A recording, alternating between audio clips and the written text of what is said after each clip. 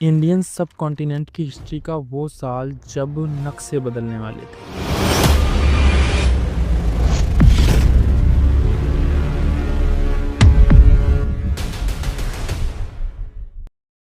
पूर्वी पाकिस्तान जल रहा था। 1 करोड़ से ज़्यादा लोग भारत की बाउंड्रीज में घुस रहे थे। साल 1970 था, पाकिस्तान में चुनाव चल रहे थे। पूरा सिस्टम, पूरी पावर, सब कुछ वेस्ट पाकिस्तान के हाथों में रहता था। ईस्ट पाकिस्तान सिर्फ एक ज़मीन का टुकड़ा था, इसको पाकिस्तान अपने हिसाब से मैनेज करता था। लेकिन इस बार जब चुनाव हुए और एक पार्टी की जीत हुई, वो पार्टी थी आवामी लीग। वो एक्टिव थी ईस्ट पाकिस्तान में। अब वेस्ट पाकिस्तान को ये बात रास नहीं आई और वहाँ के लीडर्स ने भेज दी आर्मी ने ऑपरेशन सर्च लाइट स्टार्ट किया और ईस्ट पाकिस्तान के करोड़ों बंगालियों का कत्लेआम शुरू कर दिया। ना कोई संविधान, ना कोई कानून, सिर्फ एक चीज़, कत्लेआम। इस कत्लेआम से बचने के लिए करोड़ों बंगाली इंडिया के बॉर्डर में घुसने लगे। इंडिया का सिस्टम भी अब डगमगाने लगा था क्योंकि करोड़ों लोग एक साथ बॉर्डर क्रॉस कर रहे थे। उस टाइम पीएम थी इंदिरा गांधी। इन्होंने इस प्रॉब्लम का सॉल्यूशन ढूंढा जो था बेस्ट और last option, war of 1971। East Pakistan और वेस्ट पाकिस्तान के बीच में एक जानलेवा बैरियर था, वो था इंडिया। मतलब वो डायरेक्टली ईस्ट पाकिस्तान पे आर्मी भेज के कंट्रोल नहीं कर सकता था। उसके लिए उसको चाहिए था एक कनेक्शन, वो था पानी। वो जितना भी रसद का सामान, वेपन्स, आर्मी जो कुछ भी भेजता था वो भेजता था समुंदर से। हम बात कर रहे हैं ऑपरेशन ट्राइडेंट की। जब ये सब हो रहा था उस टाइम इंडियन नेवी की कमान थी एडमिरल मथुरादास नंदा के हाथों में। लोग इन्हें प्यार से चार्ली या फिर ग्रे ईगल बुलाते थे। इनका होना ऑपरेशन ट्राइडेंट के लॉन्च का एक स्ट्रॉन्ग रीज़न बन गया क्योंकि इनकी जो बर्थ प्लेस थी वो रांची ही थी। और इसके साथ साथ एडमिरल नंदा ने कराची पोर्ट के ट्रस्ट में काम भी किया था।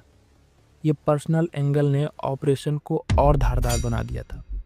1965 के वॉर में इंडियन नेवी द्वारका पर पाकिस्तान की बमबारी को रोकने में फेल हुई थी। उस टाइम एडमिरल नंदा ने कहा था, अगर फिर कभी वॉर हुई तो मैं दुश्मन के सबसे बड़े बंदरगाहों तक पहुंचूंगा और दुनिया की सबसे बड़ी आग जलाऊंगा।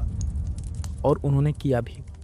पाकिस्तान का पूरा गोला बारूद, तेल और ख़तरनाक वेपन सब कुछ एक ही पोर्ट से होता था, वो था कराची पोर्ट। मतलब इसे हम पाकिस्तान की लाइफलाइन बोल सकते हैं। और पाकिस्तान भी इसको एक यूनिक अभेद किला समझता था कि इसको तोड़ना इम्पॉसिबल है। सिक्योरिटी हाई लेवल रखता था। पाकिस्तान की एयरफोर्स भी उस पोर्ट की सिक्योरिटी कवर करती थी। इंडियन नेवी ने भी अरब सागर के अंधेरे में एक यूनिक, जो सदियों तक दुनिया याद रखे, ऐसा चैप्टर लिखने की ठान रखी थी। पोर्ट को तबाह करने के लिए इंडियन नेवी ने यूज़ किया रसिया की इलेक्ट्रिक क्लास मिसाइल बोट्स का। लेकिन इसमें एक प्रॉब्लम थी, इसकी रेंज कम थी। लेकिन एक प्लस पॉइंट भी था, इसकी रेंज में पड़ने वाले दुश्मन की वो हालत ख़राब कर देता था। मतलब दुश्मन पानी भी ना मांगे ऐसी मौत देता था। इंडियन नेवी ने इसके लिए एक अच्छा सा जुगाड़ निकाला। नेवी ने बड़े बड़े जहाज़ों से इनको टो करा के कराची की रेंज में पहुंचा दिया। तारीख आई 4 दिसंबर 1971। सूरज ढल चुका था। कमांडर बीबी यादव ने किलर्स एंड स्क्वाड्रन को जंजीरों से अलग कर दिया था और मैसेज मिला अंगार, मतलब अटैक। फिर हिस्ट्री में पहली बार पानी में ऐसी आग बरसाई गई जो आज भी पाकिस्तान को राख की याद दिलाती है। इंडियन नेवी ने आईएनएस निपत, निर्घट और वीर जैसे जहाज़ों से कराची को राख में बदलना स्टार्ट कर दिया। माइन सुपर मुहाफिज को ध्वस्त कर डाला। बीमारी के बड़े बड़े तेल डिपो आग के गोलों में बदल चुके थे। यही थी बोनफायर। ये बोनफायर वही है जो नंदा ने अपने बयान में बोली थी। मतलब आग कराची में 7 दिन तक जलती रही। आज भी लोग जब मजाक में कराची हलवा बोलते हैं तो पाकिस्तान को 1971 की 4 दिसंबर की डेट याद आ जाती है।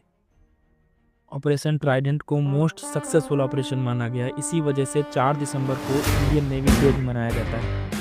लेकिन हर जीत की अपनी कीमत होती है।